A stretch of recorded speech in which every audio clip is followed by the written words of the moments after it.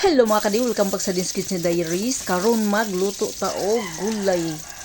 Nagisan ako diri og ahos, gisundan ako og bombay, isunod sa dayon ako ang pasayan.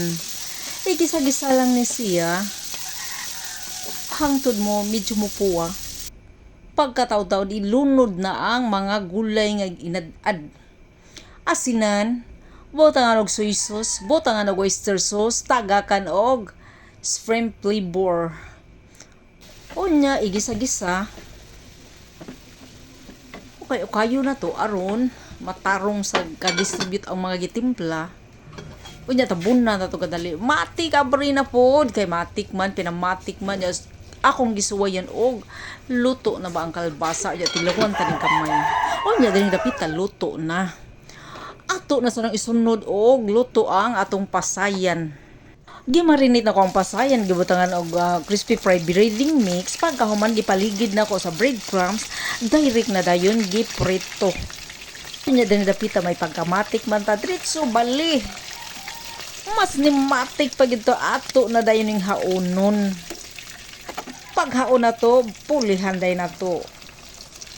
Pagpuli na to, pagkataod-taod ana, syempre pagka mura golden brown na ibali na pud nato.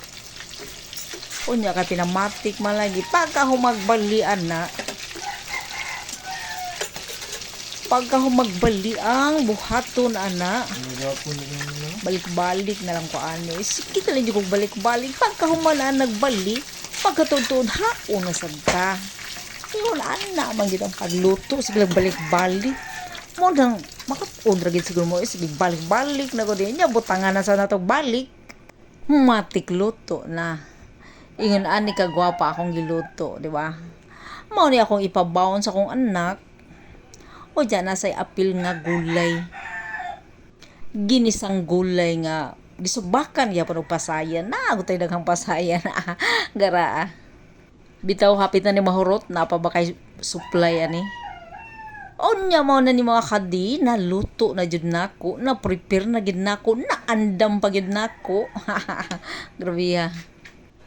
Mo na niya akong ipabaon. Ready na. Maorasan niya akong ipakaon.